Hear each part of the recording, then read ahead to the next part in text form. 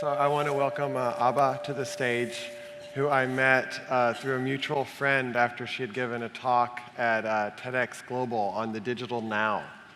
And what fascinated me about it was hearing her perspectives as a novelist and as a storyteller, and her thoughts on how the nature of storytelling is changing in our digital age, and both the potential benefits of that and some of the potential dangers of that. But just being able to map and identify how our sense of time and how our sense of storytelling is changing in this new digital age. So it's really a pleasure to have you with us, and I'm particularly happy because she came from New York, and I wasn't sure at first whether she was going to get out because of the storm.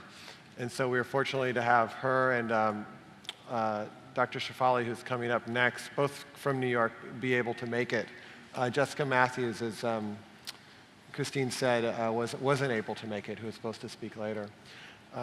So welcome, Abba.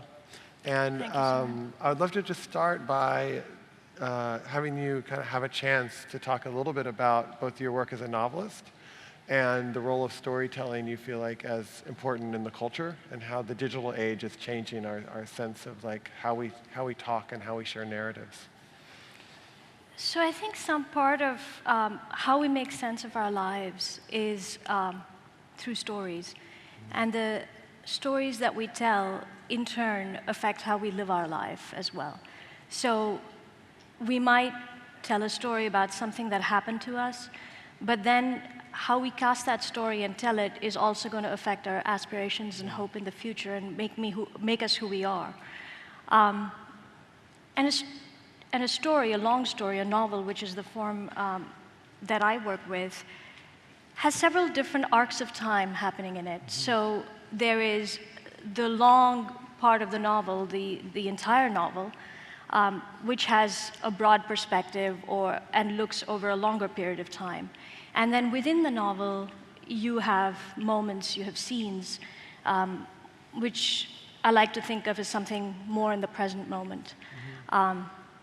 And you need both to sort of make that bigger, holistic sense of your life. And what I think the digital age is doing to us is that during the time that we are in the digital world, we live very much in the present moment, in the now. There isn't that long arc that's that present anymore. In the last 2 days, everybody's been talking about devices and how they affect us. And I think they're very good at hijacking our attention from the moment. So they have our attention right then. They actually have our attention, but it's an attention without awareness. It's an attention which is then replaced by the next moment of attention on that same page or another page, and so on. And obviously that's not true of every internet site, and it's not true of all of the times that we use technology, which I use a lot. But I think by bringing our attention much more to individual scenes like that, but extremely shorter and shorter and shorter moments, we lose something of that longer arc. And one of the things that I think we should think about as a culture is it possible to completely lose that longer sense of time, or to lose it so much that we have then trouble integrating a longer story? And there's a price that comes with it. I mean, Dostoevsky was not writing in scenes the way a lot of novels today are written, because novelists know that their readers also want to see thing after thing happen, and we're probably going to be less reflective. Or at least we should be open to the possibility that that might happen. Because there's something, obviously, that all of us think about when we talk about our devices. We say it's addictive, we say something is happening, but we're in the middle of that change, and that's hard to observe for anybody. but I think it's worth being aware of because the side effect is imperceptible. So when that larger arc of time, you mean that, if I understand you right, that there's pieces that build on other pieces, and there's kind of a development that happens, and that when I'm reading, let's say, messages or updates on Facebook or Twitter or Google Plus or some social media, it's coming in these little bits that doesn't have that continual buildup, and so I'm getting these bits of pieces of information that are somewhat interesting on one level, but that miss this larger development. Yeah, and I also think that larger arc of time, or for example, in a novel that you're writing, you might have a lot of scenes, you might have things happen between the characters, but there's also something bigger that is going to happen. And I think, I mean, for us to be satisfied and profoundly satisfied as human beings, we want to have certain successes and things in the moment, but we also want that longer thing to make sense. And which is why I think the story, our own story of ourselves, is so important. And it's related to our relationship to time is embedded within it. It's not a separate facet of it, but is embedded within it. So can you say a little bit more about that? Because some people kind of argue. One of the things you wrote that I loved, you said love and attention are basically the same thing. And so some people would say, well, if I'm putting my attention to my device to read something, or I'm putting my attention to you, it's the same attention. And so why say that one is better than another?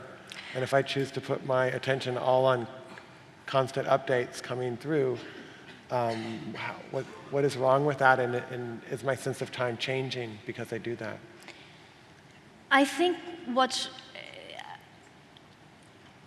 it's the continuity that's not there. And it's very easy. So the internet is hyperlinked. Everything is hyperlinked. But that doesn't mean it's deeply connected. And it's also not necessarily the connections that we might choose, for instance, or that we might encounter in the real world. So if I go to a bookstore, I might be browsing, and then I might end up browsing a book that I did not intend to browse, and then end up reading it, and it might change my life. And that could potentially happen on the internet, but it's also a place that's extremely curated now, more and more. The internet is curated. The things that show up on a search that I do might be different than the ones that show up on the search that you do. These algorithms are keeping track of our own tastes and our own sort of repeating what we encounter. And there's ads often mixed in the other content.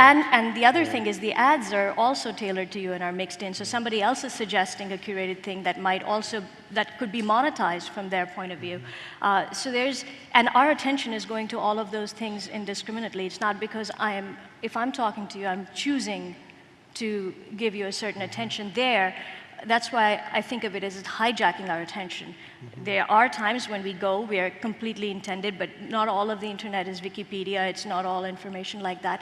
And there is a certain kind of sidelining. But we're choosing to go there. Nobody's forced absolutely, to. And there's some attraction. There seems like there's some attraction to that. For sure, it's enormous. I think one of the reasons it's so successful is that it's extremely rich as a medium.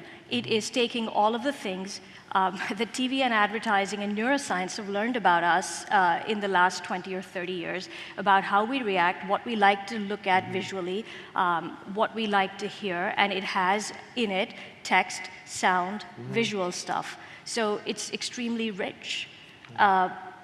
Sometimes richer than life. I mean, so many images that you see are richer than what you would see when you go out on a gray, cloudy day. And so it really knows how to hold us.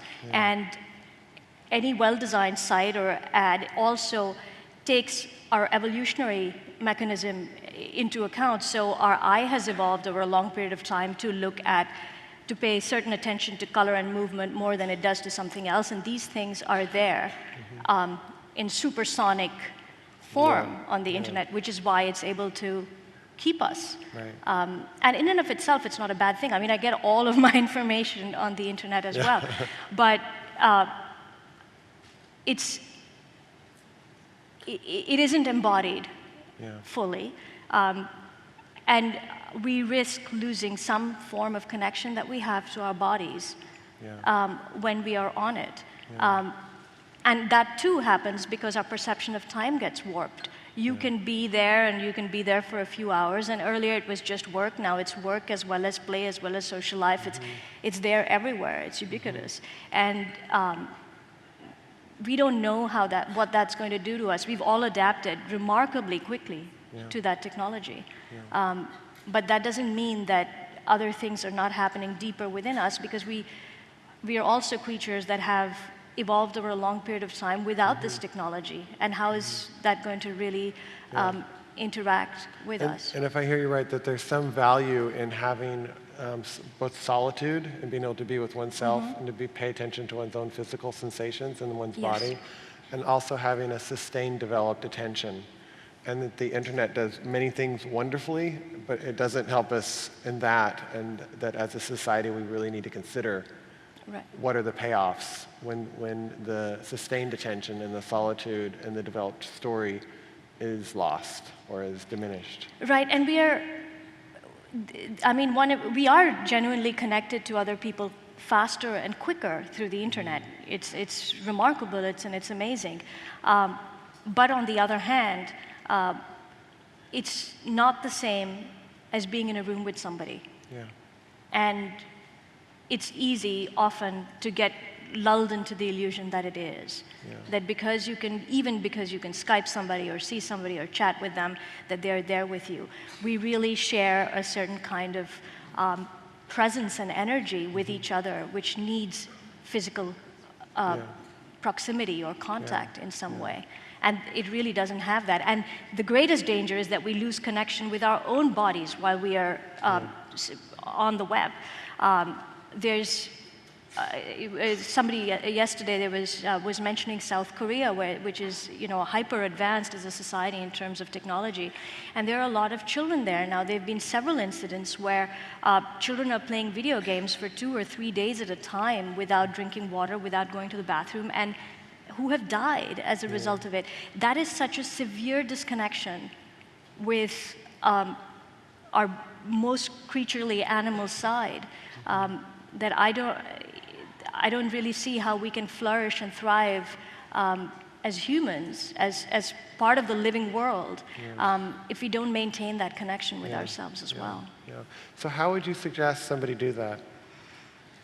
And I know you're in large part just saying, listen, we need to talk about this. You don't have the answers, and you're seeing it. I think we're all seeing how our brains are changed, and I see it in myself, how I access information is so different than even 5 years ago. I could actually read a 5-page story online 5 years ago, and increasingly I'm like, it's just difficult. Like, I get to after page 1 and I see you can click to page 2, and I'm like, I think I got the gist of it.